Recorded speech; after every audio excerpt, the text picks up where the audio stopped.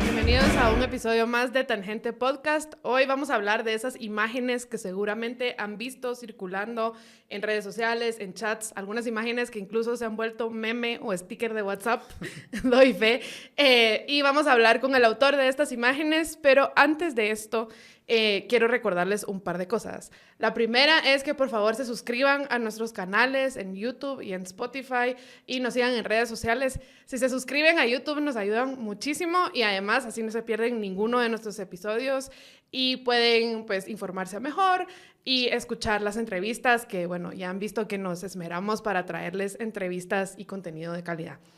Y luego, el otro recordatorio que les quería hacer es que si buscan libros, pues septiembre es un excelente mes para aprovechar porque es el aniversario de Piedrasanta y también es el mes patrio. Entonces ellos tienen una oferta que si ustedes compran un libro tienen 10% de descuento, por 2 libros 15% de descuento y por 3 libros 20% de descuento. Así que hay que aprovechar y acercarse a Piedrasanta. Ellos tienen tiendas en Géminis 10 y en la zona 1, en la Quinta Calle y en la 11 Calle. Y bueno, habiendo hecho esos anuncios, aprovecho para presentar a mi invitado el día de hoy. Él es Esteban Viva. Bienvenido, Esteban. Hola, qué honor estar aquí en el set donde han habido hitos de las entrevistas aquí, históricas pop. Pues qué alegre, qué bueno que te apuntaste. Te hice la invitación pensando en que últimamente, pues como dije al principio, he visto circular muchas de tus imágenes hasta pues en formas que no me habría imaginado. Por ejemplo, la vez pasada me llegó al WhatsApp un sticker de una foto que tú tomaste en el Congreso de la diputada Lucrecia de Palomo, que está haciendo como un gesto muy particular, y me lo enviaron como sticker, como una reacción, y uno dice que lejos puede llegar una foto, que la gente se la apropia y la hace suya. Entonces, te quería preguntar, pues, empezando por ahí, ¿qué tipo de imágenes o de momentos más recientes en esta época electoral se han quedado contigo o has visto que la gente se las apropia y las hace suyas? Bueno, esta carrera electoral tan atípica, ¿no? Que se marcó, ¿no? De la primera vuelta, que parecía una contienda electoral un poco, digamos, previsible o normal. Después del 25 de junio, se cambió, ¿no? Y desde ese día en adelante, los próximos 2 meses y después del 20 de agosto, quedaron varias imágenes, ¿no?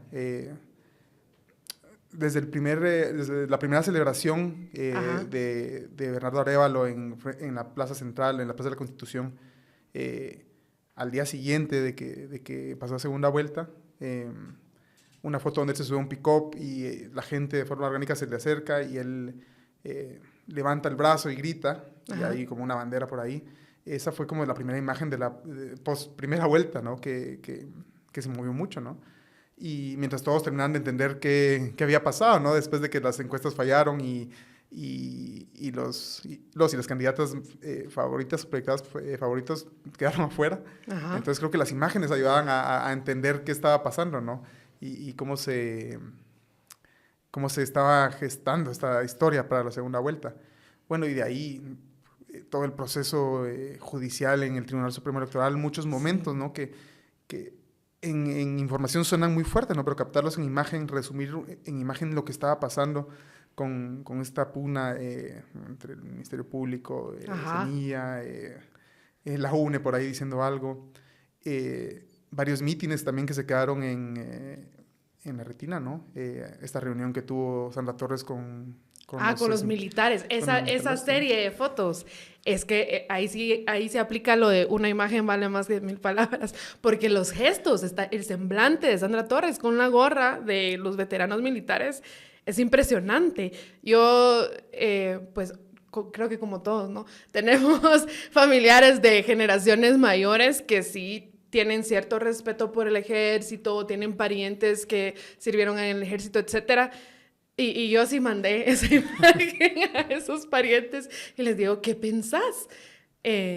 Y sí, choqueados. Dicen, qué increíble. Es que yo creo que esa es una imagen que nadie nunca vio venir, que nadie nunca pensó, va a llegar un día en que Sandra Torres va a estar con veteranos militares y se va a poner una gorra del ejército. Es que era impensable hace unos meses, no digamos hace años. Parecía inverosímil, sí, Y fue con muy poca anticipación, ¿no? Por eso los que estamos trabajando en imagen y buscando estos momentos que puedan contar la historia del país, estamos pendientes siempre, ¿no? Porque esa reunión, bueno, no sé si cuándo la planearon, pero nosotros nos enteramos, las personas que fuimos a darle cobertura, un par de horas antes de que iba a ser en Zona 6, ahí donde están los veteranos militares. Y mientras estábamos ahí, veíamos cómo se desarrollaba el evento, los rostros, la energía, a la candidata, íbamos entendiendo, ¿no? Como qué se estaba creando ahí. No podemos decir qué estaba pensando ella o qué estaban pensando ellos, pero creo que en las imágenes podemos deducir ciertas cosas, ¿no? Esa es también la fortaleza de la imagen, ¿no? Aunque a veces podemos elegir cuál poner y cuál no, el ambiente general de ese meeting fue así, ¿no? Y podemos pensar una infinidad de cosas sobre ese evento. Sí, sobre qué pensaba ella y qué pensaban ellos, claro, de ese intercambio. Y volviendo también a lo que decías de esta pugna entre el MP, el Tribunal Supremo Electoral y todo, ahorita recuerdo también hay una foto tuya de una caja donde están metiendo los expedientes de semilla, ¿no? Sí. Donde uno puede leer, sí, que hubo anomalías en el proceso de recolección de la evidencia, pero viendo la foto, es tan notorio cómo se trató, pues, estos expedientes así como que nada metidos en una caja, sin la mayor, no sé, sin el mayor protocolo, el cuidado de cómo se está recolectando la evidencia como uno ve que se hace, pues, en otros casos, ¿no? Y sobre todo la cotidianidad, cómo se vuelve algo cotidiano, como meter unos expedientes en una caja que puede ser lo más aburrido del mundo, un acto cotidiano con el contexto, se vuelve algo remarcable, ¿no? Algo importante, algo de interés nacional. Y eso es las cosas que uno recolecta en la imagen, ¿no? Porque, como te repetía, estás jugándote como el futuro del poder ejecutivo, del gobierno, de la voluntad popular, etcétera. Unas cosas que en etéreo suenan tan fuertes, tan poderosos, y todo se resume en una foto de unos expedientes en una caja, ¿no? Entonces, bueno, imagínate que esa sea una de las fotos que queda más en la memoria de la gente de un proceso electoral, junto con otras, ¿no? Que pueden ser más poderosas, como te digo, como hablamos las de Emilgua o Bernardo yendo a su primer meeting en Shela, ese no fui, pero en Santa María de Jesús, u otros consecuentes, ¿no? Y ver cómo cambia un poco, o bastante, depende de quién lo vea, la forma en hacer campañas electorales, ¿no? También vimos como un proceso, ¿no? Antes de junio, en mayo y junio hice algunos mítines de los partidos que iban en las encuestas... como más alto. O más alto. Y había un meeting muy regular, muy cuadrado, muy parecidos a los que he cubierto durante 15 años o 16 años de procesos electorales, y de repente ves estos diferentes, ¿no? Que son los que pegan. Entonces tal vez incluso pude fotografiar o pudimos ver una bisagra de cómo se hace campaña electoral en Guatemala. ¿Y qué diferencias ves? Porque, uno a veces ve videos, digamos, en redes sociales, o gente que ha ido te dice como si es bien distinto un meeting, digamos, de Bernardo Arévalo. ¿Qué diferencias ves a la hora de tomar las fotografías? Porque se puede ver genuino, pero realmente es genuino, digamos, ¿y cómo capturas eso que sí es genuino? Bueno, si es genuino o no, pues dependerá de las personas que van y el partido, pero sin afán de defender o no a uno u otro partido. Después de tantas campañas, creo que llevo 4 o quinta, esta es la quinta, tomando fotos.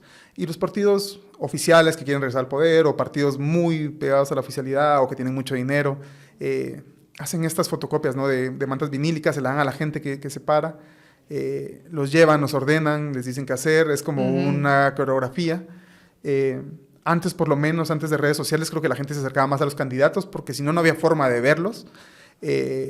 Y entre los que iban llevados y los que llegaban de curiosos, y seguramente algunos simpatizantes, se veía un poco artificioso, ¿no? Estas mantas de súper caras, súper bien impresas, nuevas, ¿no? Sacadas de paquete, a los mítines de semilla, que cada quien hacía su bandera, no habían impresas, estaban a mano, cada quien escribía su logo como bien le salía. Y eso se ve genuino, ¿no? Igual que en la campaña del MLP hace 4 años, ¿no? Que todos dibujaban su volcancito. Hablando de puramente imagen, eso se ve mucho mejor, ¿no? Ves la personalidad de la gente, la personalidad de de cada área de donde van, de Jutiapa, de Palín, de Huehuetenango, y se ve mucho más orgánico. Sí, pues escriban sus propias consignas, digamos. Sí. Tal vez hay menos mantas, pero en imagen se ve mucho mejor, ¿no? Porque es una cosa escrita con crayones, con témperas. Entonces ves la marca humana, que es usualmente lo que buscamos en la imagen fotográfica, ¿no? El impacto del humano en su contexto o sociedad. Una manta vinílica repetida 100, 200, 1000 veces en un meeting es súper aburrido y se ve tal cual, ¿no? Pero esa era la forma en la que se hacía.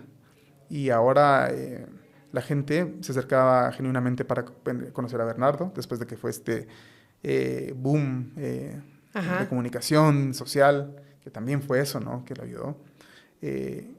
Y creo que también pudimos ser testigos de cómo los mítines, como te decía, si antes ibas a ver a, no sé, a Suri, a Nomulet o a otro personaje de la política que de los que leías o veías en la tele y tenías pocas veces de verlo en persona, la gente hasta iba, aunque no fueran simpatizantes, pero ahora con las redes sociales... como a chutear, digamos. Claro, y ahí se veía gente y por ahí ellos podían captar votos, ¿no?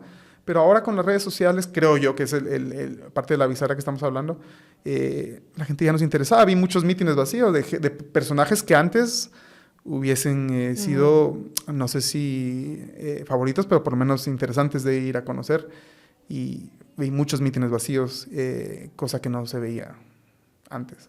Y eso no lo muestran ellos, digamos. Claro, por eso es la importancia de que vayamos a algún par de fotógrafos y fotógrafas ahí perdidos, que tengamos la capacidad de viajar e ir a ver esto, ¿no? Porque pues la imagen se puede editorializar, ¿no? Se puede subjetivizar, se puede elegir los ángulos, los momentos, el espacio, y de un grupo de 100 personas puedes sacar una foto que pareciera que hay 1000.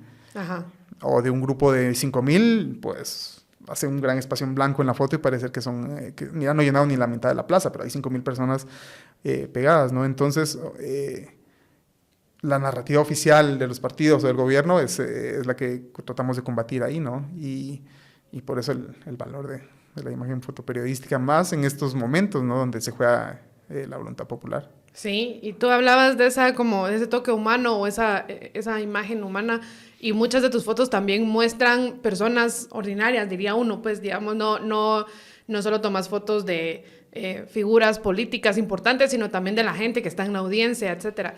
¿Cómo elegís a esas personas? O sea, ¿qué es lo que te atrapa el ojo? ¿O hay algún tipo de técnica que usas o tenés algunos criterios en tu mente donde decís, esta persona es? Bueno, hay gente muy fotografiable y tienen algo en la mirada, en la sonrisa, en el rostro, en la demarcación del rostro, las arrugas o cabello, no sé, tal vez hasta un aura metafísica o no, pero sí algo visible. Como carisma, digamos, o algo así. Sí, pero no confundir con el atractivo usual, ¿no? De una persona que se considera guapa, atractiva. No, algo, personalidad. O una persona de 100 está pasando algo en ese momento y hay una sensación, un sentimiento que querés transmitir, y esa persona es la que lo está sintiendo en ese momento, ¿no? Entonces, como tú eres la elegida para englobar el sentimiento de todo este grupo de personas, ¿no? Pero eso es con experiencia, con el tiempo vas viendo quién es esa persona, ¿no? Y bueno, la gente no es común, es gente, ¿no? Son personas que están viviendo X o Y situación y son mucho más interesantes de fotografiar que fotografiar un personaje 100 veces, ¿no? Y es lo bueno del fotoperiodismo, lo que me gusta a mí, ¿no? Bueno, hasta aquí nuestra clase política, los mismos de siempre, más o menos como cambiándose de puestos, con diferente corbata, con diferente color de partido. Pero salir a la calle, a lo urbano y a lo rural, de hecho, es cada vez más difícil. De hecho, creo que hay cada vez menos fotógrafos y fotógrafas como con un puesto laboral, un salario, que tengan la chance de ir a contar estas historias. Y en la cotidianidad es donde contás la historia del país, ¿no? Cómo repercute. Creo que a veces nos volvemos muy opinólogos, ¿no? Estamos aquí en la ciudad, y venimos a hablar de cosas muy abstractas, del gobierno, de macroeconomía, de mercados bursátiles, de cómo afecta a la gente, y nos ponemos creemos un discurso muy elevado, pero perdemos el rostro de la gente, ¿no? Realmente, cómo afecta esto en Lomas de Oquén, Jocotán, perdón, o en Quiché, o sin ir muy lejos, aquí en las zonas rurales guatemaltecas, urbanas, no sé, en asentamientos, perdemos este foco, ¿no? Estamos muy centralizados en un grupo de personas hablando de lo mismo, y a veces es refrescante para la gente, espero yo, ver a las personas, ¿no? Vernos con las personas que estamos más cerca. Sí, totalmente. Y sabes que eso en general, no solo para el fotoperiodismo, sino para el periodismo en general, yo creo que ya estamos en un punto en que a veces la gente dice, yo ya no quiero ver noticias, ¿no? Ya no quiero enterarme. O por elección prefieren como ignorar ciertas cosas. Y creo que mucho es por la forma en que se cuentan las historias también. Como que la gente se queda con un sentimiento de impotencia o no le gusta saber que existe tanta crueldad cuando no hay nada que pueden hacer al respecto, pierden la esperanza, etc. ¿Tú tomas en cuenta eso de tu audiencia a la hora de buscar tus fotos? Como pensar, yo quiero que la gente sí quiera ver mis fotos, por ejemplo. Claro, sí. Uh-huh. Porque perdemos como lo interseccional, ¿no? De los problemas, y las personas se preguntan, ¿en esto qué me afecta a mí, no? Puede sonar chiste, pero sí, realmente, bueno, ¿en qué me afecta esto? De que el Ministerio Público está aquí haciendo esto y esto y aquello. O el cambio de gobierno, ¿en qué me afecta? Esta idea que es un poco menos conservadora, un poquito más liberal, pero sigue siendo lo mismo. Entonces, ¿cómo conectas la noticia realmente con la realidad real, ¿no? Y sí, entonces, en este scroll constante de noticias de X o Twitter, de Instagram, de TikTok, ¿qué tanto tiempo le ponemos atención a una imagen, ¿no? A la enésima conferencia de prensa, a la enésima protesta por X o Y razón? Entonces tiene que haber un elemento, ¿no? Discursivo en la imagen que sí llame la atención, ¿no? Un centro, una mirada, subtexto, varias capas de información en una misma imagen, ¿no? Que una misma foto te diga 3 cosas por el relieve. Entonces sí voy buscando esto, porque si solo fuera como la foto de documentación, aunque esté bien hecha técnicamente y diga lo que tenga que decir y sea lo más objetiva posible, pues nadie le va a poner atención, o muy poca gente, o gente muy especializada, o gente que le está buscando. Pero si quieres llegar a un público, que el periodismo sí tiene que ser popular, ¿no? Tiene que llegar a la ciudadanía, tiene que crear ciudadanía. Entonces, cada imagen que publico trato de pensar si va a ser vista, ¿no? Que sí llame la atención. Bueno, sin caer en amarillismo. En populismo, claro, imagínate. Entonces ahí hay una dilema. Línea, sí, un dilema, sí, en el que siempre estamos jugando en medio los que queremos hacer una buena imagen. Y mira, hablabas también como que tenés ya años de estar cubriendo elecciones. Y yo creo que está la sensación de que esta elección es distinta y, como a veces decimos, parece que se está haciendo historia. Con la perspectiva de todas las elecciones que cubriste antes, ¿tú crees que de verdad hubo algo diferente ahora y si estamos viendo historias? O sea, ¿qué cosas ves distintas, más allá de lo que mencionabas de los mítines, entre las elecciones que has cubierto en el pasado y estas en particular? Bueno, en la gente, que es la que podemos, con la que puedo hablar, no es otra cosa de la fotografía, que llego con una cámara, le tomo foto a la gente y lo mínimo que puedo hacer o tengo que hacer es hablarle, ¿no? Bueno, de hecho, les pido permiso y les hablo, entonces se crea una relación, muchas microrelaciones con mucha gente en muchos lugares, donde por lo menos podemos cambiar un par de ideas. Y hay un momento en el que un montón de jóvenes o un montón de niños ya no son niños, tienen 18 o 20 años y los que ya estamos un poco más grandes no nos dimos cuenta en qué momento, ya votan, se informan un montón en redes sociales, ya no están con esta dicotomía de tanto izquierda y derecha, tal vez en las que algunos nos quedamos trabados, o cosas un poco más antiguas, ¿no? Como, no sé, adjetivos de ideologías. Ajá. Entonces, los jóvenes están informándose, ven el perfil de los candidatos, ven medios que ya no son tradicionales, ya no se informan como nos informamos nosotros. Creo que esta juventud, creo que ya viene siendo centennial, ¿no? Ajá. Ya hay centennials votando. Fue algo diferencial en esta votación. Y también esta energía transformadora de la juventud creo que nos alcanza a algunos más, ¿no? A los no tan viejos y otros más grandes, los que ya estamos un poco, pero no tanto. Y eso es uno de los factores que yo he visto, que puedo sentir palpable. Seguramente hay más. Bueno, la repetición, ¿no? Creo que la gente sintió que las elecciones del 2015 a las elecciones del 2019 y los candidatos que habían y cómo gobernaron era muy parecido. Y se sentían como que estuvieron en un hoyo de 8 años, ¿no? O los que sentimos que estuvimos en un hoyo de 20, 24, 28 años. Sí, pues ese como sentimiento de hartazgo con la clase política. Claro, digamos, pero creo que el hartazgo de la clase política siempre ha estado. Yo no sé si ahora está un poco más grande, como lo dijo el diputado de Taracena. Él también lo percibe, ¿no? Imagínate cuánto tiempo lleva en política, activamente metido, y ahora dice que hay más hartazgo de la clase política. Debe ser cierto, ¿eh?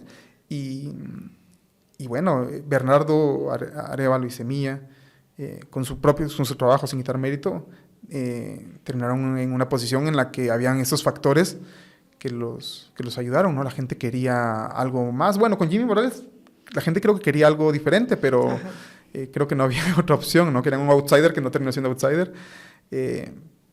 Pero sí, estas elecciones fueron mucho más cambiantes que la de 2015. Bueno, y juventud sería uno de los factores que vi bastante activos. Yo creo que también un montón todo lo que mencionabas del rol que ha jugado el MP en estas elecciones, digamos. Y antes de la primera vuelta, incluso el Tribunal Supremo Electoral, con todo el tema de ir sacando candidatos y opciones, etcétera. Eso se vio en 2019, pero yo creo que no a un nivel que vimos este año. O sea, no, y eran candidatos y candidatas fuertes, ¿no? Terma Cabrera, que había capitalizado, no me acuerdo si 400 o 500 mil votos en el 2019, bastante, no me acuerdo. Carlos Pineda, que creo que podríamos decir que casi que estuvo a un mes de ser presidente, ¿no? Tal vez. Roberto Arzú, que también creo que tenía ya una base grande. Fueron sacando a gente con muchas opciones de voto, ¿no? Con mucha gente que quería ver sus propuestas, quería verlos en campaña, ni siquiera pudieron verlos. Y sí, la gente se da cuenta, ¿no? Tal vez pareciera que antes no se da cuenta, siempre se han dado cuenta. Y ahora no solo se dieron cuenta, sino que actuaron al respecto. Eligieron un candidato que pensaron que no iba a estar tan alineado, porque al final la gente tiene esa percepción que todos los candidatos y candidatas están alineados al mismo poder o a la misma billetera o al mismo jefa. Y en Bernardo Arévalo encontraron el que creían que no. Y bueno, y Semilla y él aprovecharon para la plataforma. Tampoco es de reducir a la mentalidad de la ciudadanía esta simplicidad, ¿no? Pero a veces cuando te dicen no hagas esto, en lugar de decir, ok, te entra la duda de, ¿por qué no? ¿Por qué no? Ajá. ¿No? Como nos dejó de elección Manuel Valdizón, ¿no? Con el me toca y el... O te toca y no te toca, y no ¿no? le toca. No, es muy reduccionista, pero la gente es como, ok, ¿qué está pasando aquí? ¿Por qué me estás diciendo que haga algo? Y me estás quitando mis opciones, ¿no? Sí, eso es cierto. Y te iba a preguntar también, ¿alguna vez has tenido miedo o te has sentido en riesgo en alguna de las campañas que has hecho, como yendo a cubrir, o a la hora de tener una buena foto que decís, esta la quiero publicar, pero hay riesgo o algo que te cause temor? Sí, la autocensura sí es real, ¿no? Más en estos países latinoamericanos y Guatemala. Claro, por eso trato de parecer un poco ajeno a los actores políticos, ¿no? Tengo que estar de fuera para que si publico una foto la gente me crea que la estoy publicando, porque creo que es importante la imagen o el discurso. Pero sí, ¿no? Hay momentos que no son tan agradables para los candidatos o para, hombre, cuando entregan regalos, cuando la gente se avalancha por una prebenda con un logo, cuando van anotando quiénes participaron en el meeting y con número de P y todo. Esas fotos están ahí y si es como, ¿será que me ha causado el problema? No debería, porque, bueno, pero de lo que debería a lo que es diferente. Pero sí hay cosas que ves que a veces puedes fotografiar que sí te da miedo. Okay. Y fuera de todo el tema electoral, yo sé que empezamos ahí porque es lo más reciente, pero ¿cuáles han sido como esas salidas que más recordás o que más te han gustado? Solo, por cierto, a quienes nos están escuchando en Spotify, los invito a ir a YouTube porque vamos a ir poniendo en postproducción algunas de las imágenes que estamos mencionando, como para que no solo se las tengan que imaginar, sino puedan verlas, o si no tienen chance de ver el podcast en YouTube, también pueden visitar el Instagram de Esteban, que es Viva con las 2 Bs altas, así es, sí, ¿cierto? Esteban Viva. Ajá. Entonces pueden buscarlo en Instagram o en X, o Twitter, ajá. Y ahí él pone sus fotos también. Pero te preguntaba sobre a dónde te ha gustado salir o qué campañas, así le llamas, ¿no? De fotografía. Coberturas. Coberturas han sido tus favoritas. Sí, que cada profesión tiene como su jerga, ¿no? De coberturas. sus palabras técnicas. Los que son más caqueros, assignments. No, coberturas. De gustarme. Ajá. Bueno, me gusta mucho el deporte aquí, hablando de el insigne Michael Jordan en su concurso de clavadas. He tenido oportunidad de ir a Juegos Olímpicos, a Mundiales. Eso me gusta, ¿no? De ahí, para decir me gusta como de algo positivo, ¿no? De ahí que he querido ir y fui, no porque el tema sea lindo o tal. En el 2014, en la crisis humanitaria de niños migrantes no acompañados, esa fue de las primeras coberturas que hice así fuera del país, donde me gestioné solo y fui a hacer una cosa que todo el mundo estaba viendo, todo el trayecto del Tren a la Bestia, siguiendo a los migrantes, sentir un poco la vulnerabilidad de ellos, ¿no? Que no llega a lo que ellos y ellas están pasando. En las cárceles en Estados Unidos de migrantes, en McAllen, en Texas, ver un poco cómo el final, el resultado, no final, pero un resultado de la migración, ¿no? El resultado infructuoso de la migración, llegar a una cárcel estadounidense de migrantes. No sé, conocer Latinoamérica, Centroamérica, ver esta crisis política en Honduras en 2011, la salida de Mel Zelaya, en 2018, la crisis en Nicaragua, de los estudiantes, ir como tejiendo, ¿no? La historia de parte de Latinoamérica y ver nuestras coincidencias y ver cómo las luchas y los problemas son muy similares y cómo unos países pueden reflejar a otros y cómo podemos llegar a donde mismo, para bien o para mal. Entonces, no, estas salidas fuera del país, Latinoamérica. Bueno, y más lejos, ¿no? Hablamos el año pasado que estuve en Ucrania en la guerra. Eso era pesado, ¿no? Pero otro tipo de imágenes, otro tipo de cobertura. Y me parece curioso que no mencionas la imagen por la que ganaste un premio. Pensé que esa iba a ser una de las que vas a mencionar, pero contanos de esa historia también. No, porque las relaciones con los volcanes y los guatemaltecos y guatemaltecas y yo es muy cotidiana, de hecho. De hecho, por eso creo que la foto ganó un concurso, el POY Latam, el Picture of the Year Latinoamérica, en la categoría Vida Cotidiana. Aunque incluso vi la discusión de los jurados que decían, ¿qué tan cotidiano es que un volcán haga erupción? Y hay una persona ahí y otro dijo, un editor uruguayo, muy bueno. Si vives a la par de un volcán activo, es cotidiano, ¿no? O se repite cada ciertos meses o años. Entonces, no lo dije, no la mencioné en la foto, no porque no sea importante, sino porque pareciera que no es tan excepcional, pero déjame extenderme. He ido a las erupciones del volcán de Fuego y Pacaya cada cantidad de meses o años, ¿no? En esto cíclico. Las personas siempre están entre el temor, ¿no? Las personas de San Vicente Pacaya, las personas de antes San Miguel Lolotes, antes que desapareciera por la erupción, siempre están pendientes de esto, ¿no? Y yo siempre regreso a los volcanes. en ese caso, esa imagen es de las pocas veces en que uno se imagina cómo debería ser una imagen cuando estás yendo al lugar y la imagen termina siendo como te la esperabas. ¿Ah, Que sí? no pasa. A mí no, por lo menos no me pasa nunca. Y es como una mujer con una cruz de madera, con estas telas blancas, frente a un río de lava saliendo de un camellón del volcán de Pacaya, con una cantidad de flujo de lava que estaba por llegar a las primeras casas de la población.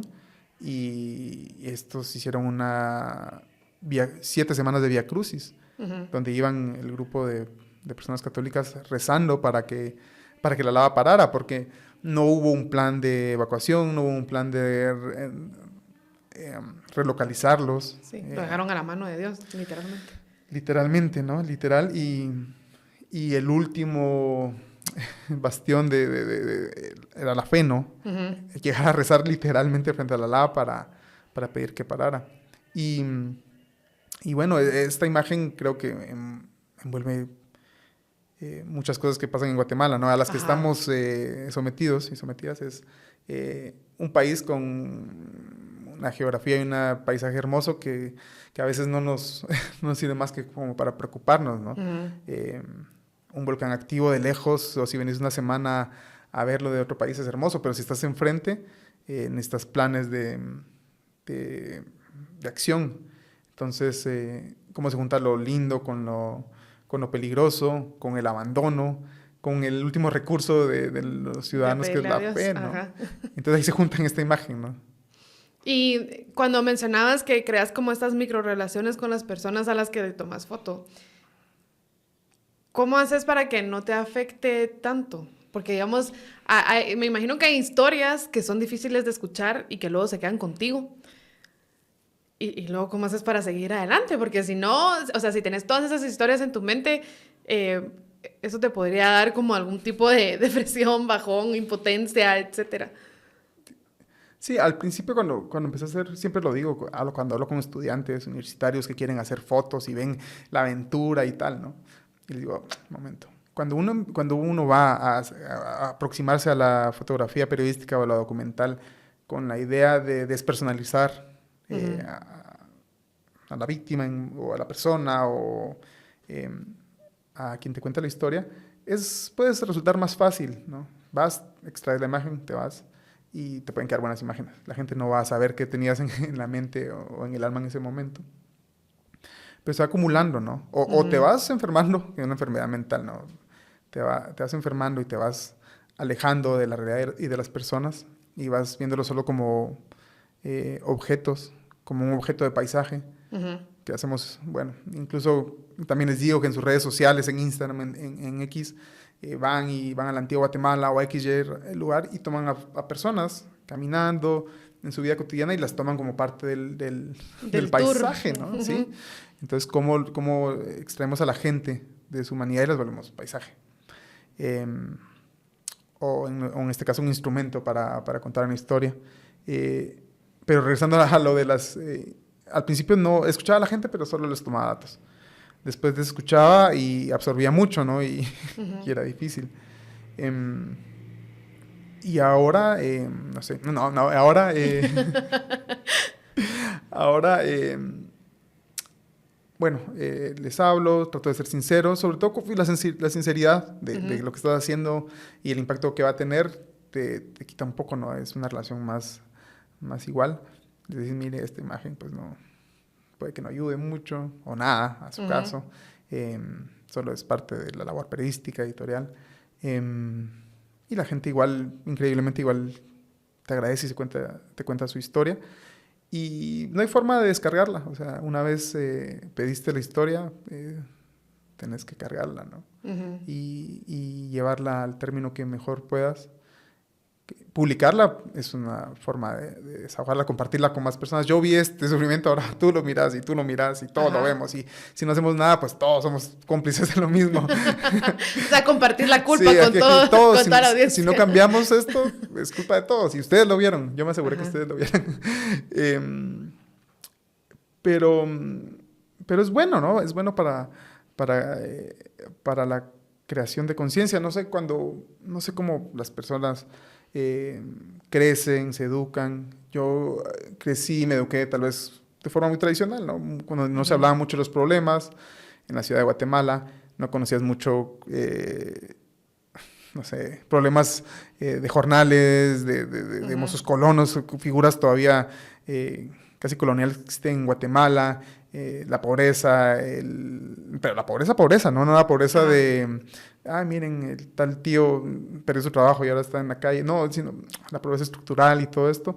Llegué a los 18, 20 años sabiendo que estos eran términos que existían por ahí, que los había leído, pero nunca los había visto, nunca me habían explicado. Y no un libro de académico también, sino la gente que te cuente por qué ha sido pobre desde aquí, y su papá y su abuelo y su bisabuelo, y cómo surgió, porque pues, se asentaron ahí y te cuentan la historia y vas hilando, ¿no? Entonces vas creando entretejido de entender el país.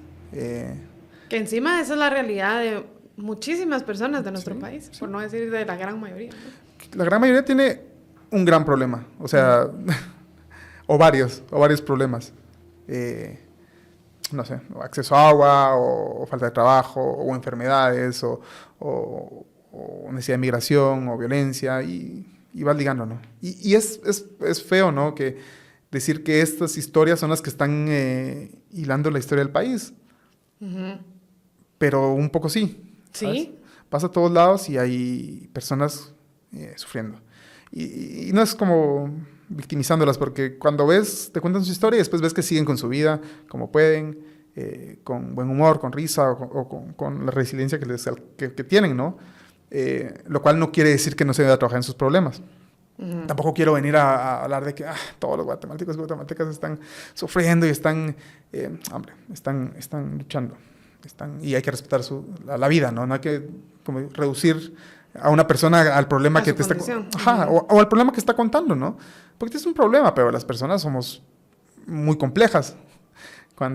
Y ese es otro problema de la fotografía, o forma de resolver, que tomas a una persona en un contexto y en el imaginario de la persona es ese problema, ¿no? Ajá, ¿y cómo lidias con eso? Como, digamos, ¿cómo contar la historia sin vulnerar la dignidad de la persona a la que le estás tomando la foto, digamos? O ¿cómo encontrás ese balance? Lo ideal sería que la persona se sintiera cómoda con la foto que le tomaste. A veces, hombre, obviamente no siempre. Igual se tiene que publicar. Creo que es una introspección constante y de ver el trabajo de los colegas, de uno mismo.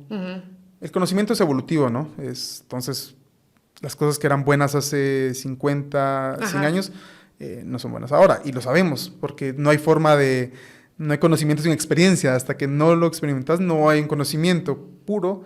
Igual el conocimiento evoluciona, ¿no? Hasta hace no todo lo legal es moral correcto y así, y eso lo vamos entendiendo poco a poco cuando vemos el sufrimiento y vamos hablando sobre eso. Y en la imagen, como cualquier conocimiento, como cualquier disciplina también va evolucionando. Entonces vamos viendo que algunas imágenes que tomamos antes, tal vez ya no deberíamos tomarlas ahora, o hay otra forma de tomarlas. Pero hay otras fotos que son innegociables, ¿no? Si hay una cosa terrible que está pasando en ese momento y es brutal, pero se necesita denunciar, ¿la guardas o la publicas? Entonces es constante. Ya, o sea, como que vas aprendiendo o has ido aprendiendo a lo largo de tu carrera qué pesa más, si denunciar o informarle a la población de algo que está sucediendo o vulnerar la dignidad de la persona a la que estás fotografiando. Claro, porque si tomas la imagen, bueno, primero tomarla, ¿no? Si sabes que puede vulnerarla, no la tomes. La mejor forma de no publicar una foto que vulnera a alguien es no tomándola. Después tienes la imagen y piensas, esta imagen sirve para este discurso, para un inicio de crear una discusión, conciencia, etcétera. Eso ya no lo controla uno, ¿verdad? A la hora de publicar la imagen. Pero debería ser ese el sentimiento, ¿no? Y esta persona va a estar segura si publico esta imagen. Entonces eso es una repetición constante y creo que se va viendo con la experiencia y con los casos. Y de todas estas historias que has escuchado en tus coberturas, ¿hay algunas que se han quedado contigo? Como que recordás de alguna señora o algún joven o alguien que te haya contado algo cuando lo fotografiaste. Creo que son demasiadas, que se quedan conmigo. Todas tendría que, por eso escribí un libro sobre algunas historias de cómo se va creando, tratando de crear la conciencia del joven y cómo a veces la juventud tiene mucha energía pero poca experiencia y después con mucha experiencia y poca energía también es difícil trabajar en imagen. No sé, no se me ocurre nada ahora. De alguna de las coberturas más recientes, por ejemplo, digamos que ha sido ahora a protestas o incluso a la celebración de la segunda vuelta, cosas que has cubierto así recientemente que te dejó alguna historia. Mira, de las elecciones son normales las reacciones de las personas, son valiosas, pero este año cubrí el entierro de creo que de 30 osamentas en Nevaj, de las familiares que quedaron vivos, de una población que durante la guerra tuvo que moverse a las montañas en San Marcos y ahí perecieron, huyendo del conflicto. Las encontraron en un cementerio en medio del bosque. Encontraron niños, niñas, bebés, ancianos que iban muriendo de enfermedad, de inanición, de hambre, de cansancio, de enfermedades curables pero que no se podían tratar en la montaña. Y cómo regresaron a la población de donde salieron y cómo estas mujeres, sobre todo, y ancianas, retomaban la memoria y la historia desde ese punto, ¿no? Después de 30, 40 años. Y cómo todavía recordaban, como que pudieran escuchar los helicópteros de esa época y cómo hay ciertas heridas que no cicatrizan, ¿no? Y que no deberían cicatrizar. Entonces, cuando eso me lo contaban mientras cocinaban la comida para toda la población que iba a llegar al entierro. Y las personas que encontraron no las pudieron identificar por ADN, así que sabían que eran de la población, pero no sabían quiénes eran. Pero simplemente las acogieron con cariño, ¿no? Para regresarlas a su población de donde nunca debieron haber salido. Y mientras te cuentan esto y lo cuentan sin el afán de caer en sentimentalismos, de hecho lo cuentan con cotidianidad, como repito, y uno es el que se le acongoja el corazón, ¿no? Cuando te cuentan estas cosas. Creo que la historia que todavía tengo aquí palpitando, y habrá sido porque el contexto de la guerra que te conté el año pasado en Ucrania, de esta mujer, Elena, que se iba a juntar con su esposo en una ciudad que se llama Kharkov, y mientras se iban a juntar en el metro, Rusia bombardeó el metro, y el esposo murió, y ella iba escribiéndole, y entonces le tomé la foto cuando iba escribiendo a su esposo, y habían llamas. Yo le tomé la foto cuando ella estaba viendo el teléfono, y te conté, ¿no? Que me parecía inverosímil que ella estuviera viendo el teléfono mientras todo estaba en llamas. ¿A quién estaba hablando o qué estaba viendo? Y que ella estaba tratando de contestar a su esposo Yegor, que estaba a 50 metros de donde tomé la foto, fallecido por un bombardeo, ¿no? Después, obviamente gracias al Fixer, al traductor, pude hablar con ella. Y me contó esta historia, ¿no? De que como ellos venían de dos puntos diferentes de la ciudad, querían juntarse en uno e irse a descansar a su casa de verano, y que por una cosa de segundos él falleció. No se logró. No se logró, ¿verdad? Y tengo y así historias como esta, y te la cuentan y te quedan, ¿no? A veces no es que las olvides, solo las tengo archivadas todas confusas y a veces entrelazadas, ¿no? Pero tengo todas y me recuerdo de todas. Por eso me es difícil como abrir una gaveta y sacar qué historia te cuento. Si son tantas personas que te confían en ese momento vulnerable y ahí lo tengo. Sí, qué difícil después. Bueno, primero, ¿cómo haces con una persona que acabas de conocer y te está contando algo que es tan difícil, profundo, doloroso? Y eso es prácticamente un extraño. ¿no? Soy un extraño, claro que sí. Entonces, ¿qué palabras le ofreces a la gente? ¿O cómo reaccionar? No sé, porque a la vez es una conexión bien fuerte que alguien te cuente algo tan significativo de tu vida. Claro. Bueno, yo como muchos guatemaltecos somos tan apenados, ¿no? Ajá. Estábamos ¿Sos tímido? apenas. Sí, o era antes de tomar fotos, ¿no? Era de los que pedía perdón por existir, ¿no? Pasas y perdón, estás caminando a la par de alguien y perdón, te da pena todo. Y así habemos muchos guatemaltecos, yo sé que somos apenados, que nos da... no nos gusta iniciar una conversación, ir a conocer a alguien de la nada, ¿no? Y con la cámara, pues se te tiene que quitar eso, ¿no?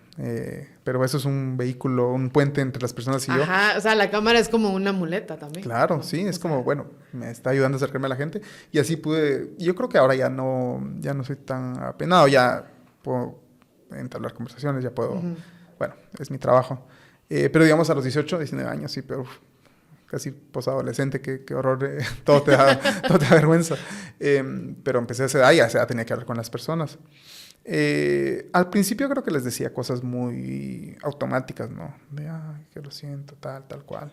Que no era porque fuera poco amable, sino que no tenía nada más que decirles y era como el protocolo. Poco a poco creo que he soltado el protocolo de decir solo frases hechas, las cuales cada vez me taladran más, ¿no? Ir a un funeral y, ay, lo siento mucho, y resignación, y Dios lo tenga en su gloria y tal, y de esas 500 frases que tenemos prehechas, que no quiero decir que no sean adecuadas en los contextos, no quiero decir eso, sino que si alguien viene y me cuenta la historia, trato de escuchar, y a veces no hay que decir nada, ¿sabes? A veces solo verlo, gracias. Escucharlo, y decir gracias por decirlo, y ya. Sin más, sin lo siento, sin aspavientos, sin grandes grandilocuencias, ¿no? Y creo que es lo más honesto. La gente te ve y te agradece, ¿no? Cuando murieron estos compatriotas guatemaltecos en México, en este incendio, fue este año. No acuerdo, han habido tantas masacres de migrantes que pierdo las cifras, pero eran 21, no sé, 20 y tantos, demasiados, más de uno es demasiado. Y fuimos al funeral de un tío y su sobrino en Mazatenango, no, en Suchitepeques, pero creo que era Chicacao. Llegamos nos están velando al mayor y viene su tío, dice gracias. Gracias, no, de nada, pero ¿por qué? No, gracias por venir. Pero mire, no, venimos a tomarle fotos, a entrevistar, a molestarlo un poco, ¿verdad? A quitarle el tiempo. No, gracias por venir. Nadie viene aquí, nadie viene a ver por qué la gente se fue a migrar. Y sentís como ese agradecimiento que es demasiado, ¿no? Sentís como, no merezco que me agradezca, por Dios. Pero estás ahí, ¿no? Y le agradeces de vuelta y se vuelve incómodo, pero decís, wow, ¿cómo podemos hacernos esto entre nosotros cuando somos de naturaleza usualmente buena, ¿no? Y cómo hay gente tan apartada, ¿no? Y son cascos urbanos, pero realmente es un abandono de estatal, nos tienen tan desconectados unos de los otros, entre nosotros mismos, ¿no? Entre nuestros propios compatriotas. No podemos conectarnos con ellos, tal vez quisiéramos, pero están hasta 4 horas en carro. Obviamente no puedes ir un martes a un funeral, si no es tu trabajo como el mío. Yo tampoco es que sea, como lo digo, tampoco es que derroche virtuosidad y santidad, sino es mi trabajo ir y por eso me pagan, por eso puedo ir y por eso este señor me agradeció, aunque no lo merecía. Entonces, es esto, ¿no? Es difícil llegar con la gente y cada historia es distinta. Si agarraras un método de separación, de abstracción de la realidad, sería más fácil. Pero al final te pegaría, como llevo 5 años fotografiando gente y solo les contesto lo mismo para yo protegerme a mí mismo al llegar a mi casa. O sea, también vale la pena dejarte sentir, pues, digamos. Y sí, si no, ¿cómo haces la imagen, no? ¿Cómo es valiosa para ti? Aunque no te digo que cada imagen que yo haga es hermosa o relevante, pero para mí sí, ¿no? Aunque no lo logre por cuestiones técnicas o cuestiones de que a la gente no le interesa el tema, pero sí hay que dejarlo sentir, si no... a veces cuando hablo de fotografía me cae mal que siempre terminamos en el plano emotivo, emocional, y pareciera que el fotoperiodismo es una cosa aquí de desgarrarse las vestiduras y no terminamos hablando de cosas técnicas o cosas más sesudas o académicas, pero no hay de otra, ¿no? Si estás ahí viendo estos momentos vulnerables, tenés que gestionar sentimientos y ser respetuoso con los de las demás personas, ¿no? Sí, totalmente. Sí, porque como tú bien decías, o sea, al final estás fotografiando personas y las personas tienen razón y pasión, ¿no? O sea, también hay emoción ahí. ¿Y cómo ves el futuro? Porque, el periodismo está cambiando un montón. Y incluso hay gente que dice que hay ciertas formas o medios de hacer periodismo que están terminando. Pero ¿cómo ves tú el futuro del fotoperiodismo, digamos? ¿Hacia dónde va encaminado? Y cómo podría, porque tú decías al principio que ya es bien difícil hacer fotoperiodismo. ¿Cómo podríamos hacer para que no se pierda digamos, el valor de recibir este tipo de imágenes? Porque al final sí tienen cierto impacto. Yo recuerdo, por ejemplo, cuando fue todo el tema en el 2015, había una imagen de Roxana Valdetti, esa no sé de quién es, creo que es de Santiago Billy, no sé de quién es. Pero un fotoperiodista le tomó una foto a Roxana Valdetti haciendo un gesto como de altanería, es que es inolvidable. Y yo creo que esa foto circuló tanto que la gente dijo, yo no puedo permitir que esta mujer altanera quiera tener el poder en mi país y piensa que puede hacer lo que sea. Y a mí me gusta pensar que tuvo un impacto en el movimiento de 2015, así como otro montón de fotos han tenido algún impacto en la conducta de la gente, ¿no? Porque al final transmite eso. Entonces, ¿hacia dónde va el futuro del fotoperiodismo y cómo podemos hacer que no se pierda esto, digamos? Sin decir si estoy de acuerdo o no, hace poco Sebastião Salgado, un gran fotógrafo brasileño, dijo que las fotografías de los teléfonos inteligentes no eran fotografías o fotoperiodismo. Ajá. Es un poco como, creo que Martin Scorsese, hablando de las películas de superhéroes, que no era cine, ¿no? Tal vez es un poco elevado, o no lo sé. Pero si diseccionando, tal vez pensando por nuestra cuenta a qué se refería, es que hay muchas imágenes en las redes, ¿no? Más con teléfonos. Y todas las personas que toman fotos no son fotógrafos, así como no todas las personas que escriben son escritores. O que cocinan son cocineros. Son chefs, exacto. Y está bien, ¿no? Y no quiere decir que no sea valiosa la imagen, democratizar la imagen, ¿no? En 2015 yo creo que muchas personas, muchos jóvenes salieron, o no, ¿verdad? Muchas personas salieron con cámaras y fotografiaron las marchas, los movimientos sociales. Y muchas personas ahí empezaron a hacer fotos y siguieron. No sé si fotoperiodismo o fotodocumentalismo o solo fotoregistro o fotoarte o cualquiera de los lenguajes de la fotografía, y creo que 2015 empezó como a democratizar la imagen, que cada persona pudiese contar la historia desde su contexto, que no es lo mismo que venga un hombre de 35 años y le cuente todo. No puedo, no tengo toda la sensibilidad y perspectiva. O sea, es valioso que haya muchas personas contando en imagen sus contextos y los contextos de otras personas que tienen una sensibilidad particular, pero entonces tenemos muchas fotos y poco fotoperiodismo. Tenemos muchos videos en tiempo real, muchos lives que tienen su valor, pero no es fotoperiodismo. No es esta imagen que intentamos que perdure, ¿no? No vamos a ir a agarrar todas las fotos de X y ponerlas en un archivo fotográfico. Y hay un trabajo personal de fotoperiodistas que sí funciona, que sí sirve como un acervo cultural, pero entonces hay muchas fotos y pocos fotoperiodistas. Hay mucha gente preparándose para hacer fotos que son muy buenos y buenas y no tienen el dinero para hacerlo, ¿no? O sea, hacer fotoperiodismo en tu tiempo libre, no sé. No es sostenible. No, y no tiene sentido porque tienes que estar todo el tiempo buscando y viendo y preparándote y sintiendo y eligiendo. Y si quieres hacer un ensayo fotográfico, pues tomarle mucho tiempo. Pero ¿quién está invirtiendo para hacer esto? Con la muerte de los periódicos escritos, también se fueron muchos colegas que se quedaron sin trabajo. Entonces se pierde y tienen que buscar otro trabajo, ya no pueden seguir haciendo foto, algunos tal vez sí. Entonces pierdes años de experiencia, años de aprendizaje, años de gente que podría ser maestra por lo económico.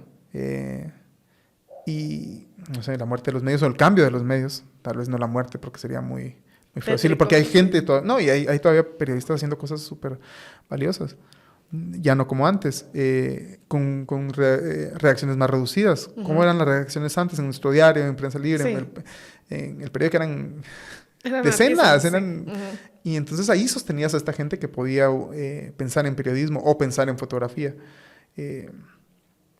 Entonces, ¿quién tiene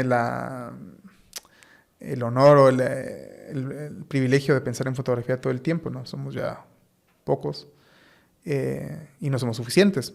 No somos suficientes. Como te digo, hay que tener más gente haciendo fotografía.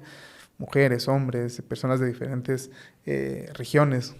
Igual estamos todos aquí no todos. No estamos todos aquí, pero pareciera que solo las fotos que salen de la ciudad son relevantes. Entonces, es un tema que sí deberíamos tocar los fotoperiodistas y los medios, las personas que invierten en comunicación. ¿Cómo hacer esto, no? De que surja un referente de fotoperiodismo. Pero, hombre, lo más fácil que te puedo decir es cómo mantener bien una profesión es pagándole a los que la ejercen, ¿no? No es tan simple como eso.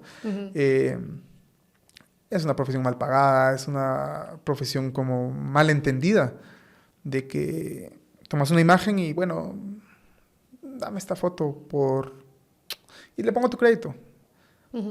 Entonces, bueno, ahí con todos los créditos que me vas a poner en X, voy a pagar la renta o voy a pagar la cena. No, pero la imagen ya existe, porque no lo ven como un objeto de valor, ¿no? Es como te digo, etéreo, es como, está en bits, me lo puedes pasar por correo, ¿de qué te cuesta mandarme una foto y yo usarla?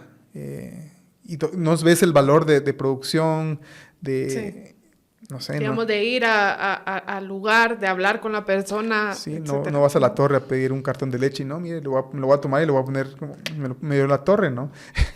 No lo puedes pagar así. Entonces, entiendo que es como una nueva profesión, porque antes estaban las fotos físicas, ¿no? Los rollos o las ampliaciones, y ahora que es digital, cuesta ver el valor, ¿no? Y cuesta pagarlo, y ahí es donde se está perdiendo la gente al ver que no puede vender una foto porque la gente no entiende el valor, pues deja de hacer fotografía. Entonces deja de avanzar, deja de aprender, y cuántas fotos nos estamos perdiendo, cuántas personas talentosas que tienen algo que decir no lo dicen porque no pueden vivir de esto. Sí. O sea, es difícil, el futuro del fotoperiodismo es difícil, en resumen. Es un reto. Pero yo creo que el futuro de muchas cosas está siendo súper complicado porque el mundo cambia tan rápido. Y sí, y las formas nuevas vienen a un paso súper rapidísimo, desde inteligencia artificial, desde medios digitales, incluso cuáles son las economías que ahora valen más. O sea, creo que en general el mundo está cambiando tan rápido que creo que el futuro de casi cualquier cosa con la que crecimos se ve complicado. Sí. Pero esperemos que haya más fotoperiodismo a futuro y que se valore el que ya existe, ¿no? Claro. En parte por eso también era una de las funciones de la entrevista, porque yo creo que sí es bien importante ponerle cara a la imagen, ¿no? Porque quizá, digamos, quienes están viendo en YouTube no se habían percatado que estas imágenes son tuyas, ¿no? Así que sí, era parte de por qué hacer el podcast. No son generadas por inteligencia artificial, sino que sí hubo un ojo detrás de esa lente que tomó las fotos. Y ya nos estamos quedando sin tiempo, ¿verdad? Sí. Pero antes de cerrar, bueno, brindemos por el fotoperiodismo, pero antes de brindar, acuérdense de tomar siempre su Party Smart. Aunque tomen poquito, siempre ayuda porque protege el hígado, porque evita que haya malestares del día siguiente, la resaca o goma, como quieran ponerle. Si se toman su pastillita de Party Smart, que al final, pues si compran la caja, vale 100 quetzales y trae 10 unidades, o sea, le sale a 10 unidades cada pastilla. A 10 quetzales cada unidad de pastilla. Y lo encuentran en farmacias y en supermercados, así que ya saben, Party Smart cuando van a brindar o tomarse unos traguitos. Y bueno, Esteban, yo no sé si hay algo que se te haya quedado en el tintero o que hubieras querido mencionar en la conversación antes de cerrar. No, seguro que sí, mucho. Otras historias. Hablar de fotoperiodismo puede ser tan apasionante como hablar de algún deporte que te guste, pero no. Nada. Siempre, como te digo, cuando hablo con estudiantes o personas que quieren informarse o entender, todos queremos entender, creo yo. Todos queremos entender el pedazo de tierra donde vivimos y a la gente que está a nuestro alrededor. Y a mí la fotografía me enseñó a ver bien a las personas, a verlas, no solo de pasada o superficialmente, sino tratar de entender su contexto, qué relaciones hay, de por qué llegamos aquí, por qué este fenómeno llevó a otro. La fotografía te ayuda a esto. Entonces, cuando vean una fotografía, traten de verla bien, ¿no? De ver qué llevó al fotógrafo a ese lugar y al fenómeno que está pasando en ese momento que fue fotografiado. Y nada, tratar de ser un poquito más,